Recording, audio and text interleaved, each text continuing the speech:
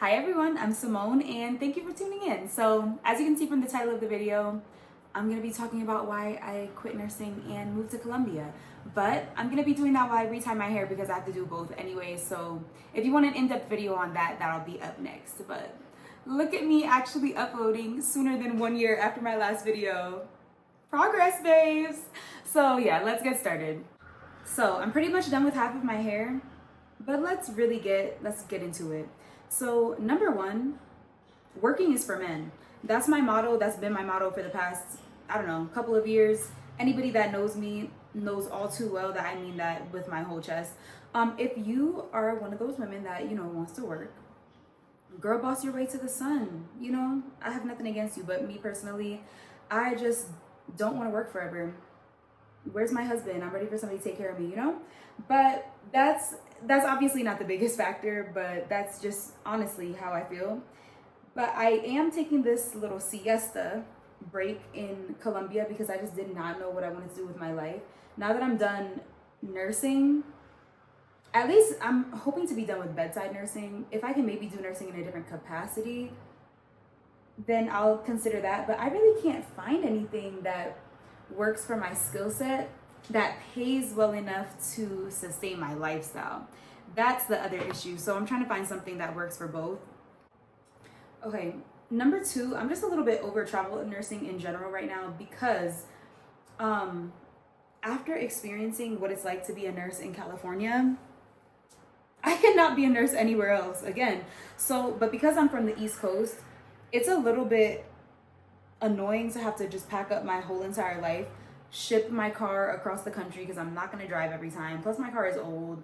I'm not going to drive it. So shipping all my stuff, finding somewhere to live, settling in, and then you can't stay somewhere too long because if you stay in California for longer than a year, you technically become a resident. So then you have to pay your taxes to the state of California as well. And it's kind of weird because regardless of whether or not you're a resident, you are paying taxes out of your check to California. But depending on what your home state is, you're getting those taxes back. So for me, for instance, even though I was working in California for 6 months out of last year and 6 months out of the year before that, I literally got almost every single dollar that I paid in taxes to California, I got it back when I filed my taxes because I'm not a resident of that state. So if you want to stay there for longer than that, not only are you paying taxes to your home state, but then you're paying true California taxes as well. And that's just not for me because I want to be able to maximize my earnings. There's also just so much liability in nursing because the nurse is the patient's last defense against a medical error. So even if the doctor put the order in wrong, they put the order in though, and you followed the order exactly as it was written, guess who's going down, baby? Not that doctor, you. The nurse is so cheap to the hospital that you're gonna be the one that's like, all right, that was just a one-off error, like bad apple type of thing. So you have to be on your P's and Q's and really know your dosing, your medication dosing and all that. I'm like, am I a pharmacist? But you really do need to know it because if the doctor writes an order for you to give 10 mics per kg of fentanyl to a baby in the NICU, and it was really supposed to be 1 mic per kg, guess who's going down if you give that fentanyl and the baby is now coding and dies? Guess who's getting in trouble, baby? You, not the doctor. Even though they wrote the wrong thing and you gave the order exactly as it was written, they don't care. Good luck with that in court. So for me, I'm just like, dang, nurses in general just do not make enough money to also be functioning as a low-key pharmacist, functioning as a physical therapist, emotional support, psychologist, all of these things. Because my first nursing job, I was literally making $21 an hour. That's insane for the amount of blood, sweat, and tears that went into nursing school, and the fact that you're taking care of people's lives in your hands, and you're literally making, what is the math on that? That's probably not even $50,000 a year. Granted, I was working night shift, so I was making a differential on top of that. But suppose I was working day shift and you were not making that extra money by doing nights. So I'm just like, that is actually insane. So I can definitely never go back to being a staff nurse. At least, I mean, I guess people can always have to eat their words, but I don't see myself ever going back to being a regular staff nurse because yeah, making 1/3 and 1/4 of the money to do the same exact thing you're doing as a travel nurse does not make any sense. And then as far as travel nursing is concerned, leaving California with the beautiful laws that California has for nursing, I'm gonna get into that. That's like my number 3 anyway, so I'll get into that in a second. But yeah. Number 3, I think I just got too used to working in California. So it's really California versus everybody else when it comes to nursing. Like, I'm so sorry. California is literally the epitome of nursing. They have mandated patient ratios, mandated breaks. Life is so much better. So I just cannot go back to nursing outside of California and making half the money doing double the work. That just doesn't add up, and that doesn't make sense. So for me, I think I'm just done with nursing after I left California, because I don't want to live in California permanently because I'm from the East Coast. But I also, just cannot imagine myself going back to that type of work environment outside of California, because it just doesn't make any sense, literally. So in Cali, at least, especially where I was working, the ICU, I'm a NICU nurse. The ICU is a 2-patient maximum, which I feel like makes sense. It literally should be. The higher the acuity, the less patients that you should have. There's no reason that you should be taking care of 4 and 5 NICU patients when the acuity is that high. This is an ICU for a reason. And then it's not like adults where you can just kind of manipulate the schedule of when you're gonna do your touch times and stuff like that. Adults don't even have touch times for real. I don't know how it is in the adult world, because I have never done it and don't ever plan to.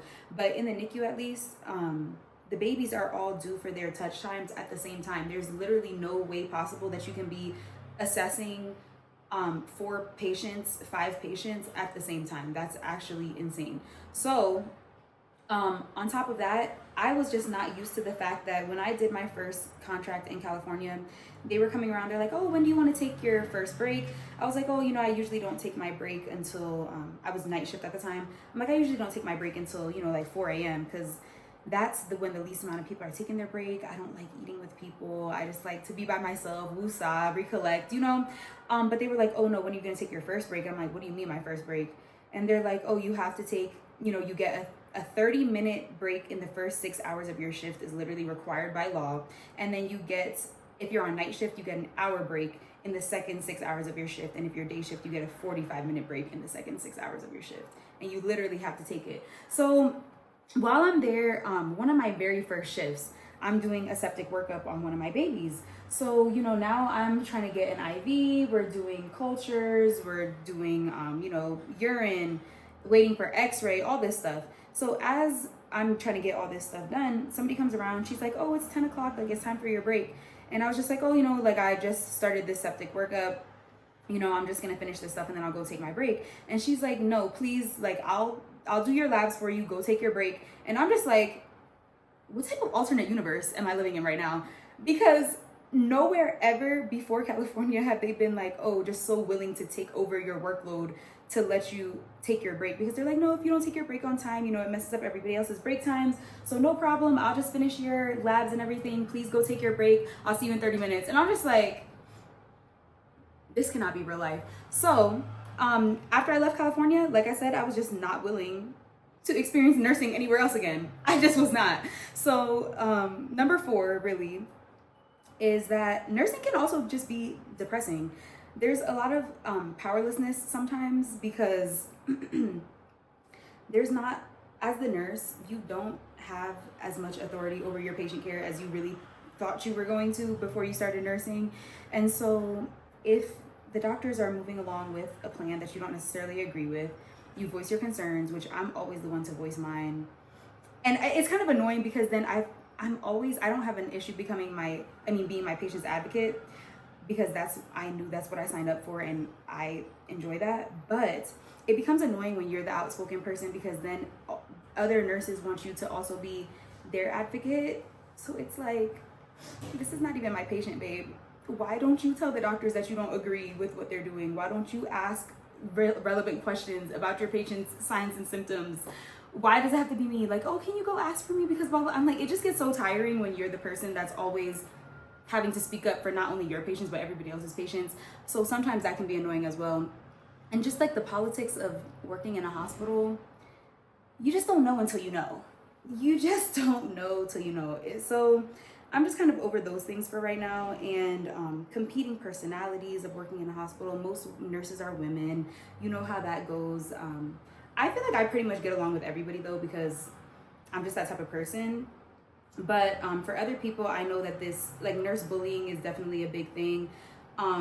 Nobody's ever bullied me because I don't allow myself to be bullied. So I'm like, but also I feel like when you know what you're doing and your patient care shows that as well, people tend not to question you as much as if you're very unsure about what you're doing, or if you act like you're really sure but you actually don't know what you're doing, then I feel like that becomes a little bit more of a problem. But for me, I don't think that was ever really an issue. You would not think that people would take their racial biases into taking care of literal babies that have like no control over their situation, just don't know what's going on. But there are so many times that I've had to, again, be the person that's speaking up, like, that's not right. No, you cannot treat this person that way. No, you need to do this. Or like definitely just checking people in general of like, well, why do you think that XYZ when you didn't have a problem when that same scenario was happening with this patient? Like, you know, just having them do some introspection here as to why you think that, because again, it gets tiring a lot of the times too, being one of the few faces of color in the NICU, especially as a nurse. And I just need a break. Like, I kind of feel bad that I don't necessarily want to be a bedside nurse anymore, because I know what type of nurse I am. So I would want me taking care of my baby if it was me, you know what I mean? But I don't know if that's like a good enough reason for me to just stay forever. So I'm just trying to figure out what I want to do with my life next. So I finished my last contract at the end of October, and I haven't worked since then. And I'm just trying to figure out what to do with myself. So since then, I went to Vegas, took like a mini trip. I went to Kenya, I went to Zanzibar, and now I just picked up and moved to Colombia. I'm supposed to be here for several months. I don't know what I'm gonna do after that yet. So technically, I don't know if it's a permanent move here, but it is a move nonetheless, and I'm gonna be here for at least a few months. So in general, why Colombia, I guess? Why Colombia? So I've been learning Spanish for like 3 years, trying to be actually serious about it for 3 years. And so when I was taking a break, I just wanted to go to a place that's more slow paced than America, less capitalistic, a more natural way of living, more communal style of living, and to help me practice my Spanish. So I went to the Dominican Republic last year, loved it, but I wanted to try somewhere different. There's a huge Black population in Colombia, which of course is important to me. A lot of Colombians are like darker skinned anyway. So I automatically fit in, which was obviously important as well. I didn't want to go somewhere like Finland. So this was just a nice place to kind of land. I'm staying in Medellin, which is a pretty large city here. And there's a huge Black expat population here as well. The people have been so nice. It's been great, to be honest. I have no complaints so far. Don't be weird. So I am looking for like remote type of jobs. If you have any hints or anything, please let me know. I think those are like honestly just the biggest reasons why I was kind of done. I was over America for now. And now that I've been here, I'm just like, will I ever move back to America permanently? I don't know. But I'll be back later this year, reevaluate some things. Hopefully I can find a job. And I will keep you guys updated, because this is quite interesting of a life. Sometimes it's just unbelievable that this life is actually mine. You know what I mean? I feel like this is a movie life sometimes. And I'm grateful for that. I really am. I'm just like, thank you, Lord. You're amazing. God is amazing. But that's really it for now. I have nothing else to say because I really don't know what else I'm even doing with my life. So if you have any questions, please let me know. I always answer my comments. So you can comment here. I don't have a public Instagram, so I know people want to ask me stuff on there, but I'm like, I don't really want to make a second Instagram either, so I don't know what I'll do about that yet. But as for right now, I do answer all my comments on YouTube, so you can definitely shout me out here. I mean, and ask and let me know, and I'll get back to you. So, oh, that's cute. Okay, I gotta do something with this, but thank you so much for watching. I just wanted to come back on camera for a second where I actually look human again. I mean, let me stop saying that because I look just fine. It was fine before. I was really gonna actually put some clothes on and like put makeup on and all that, but I'm like, for why? So that's really it. I just wanted to show you the finished product as well. And if you want, ooh, there we go. If you want a full tutorial on my hair, that'll be up pretty soon. So thank you for watching. Bye.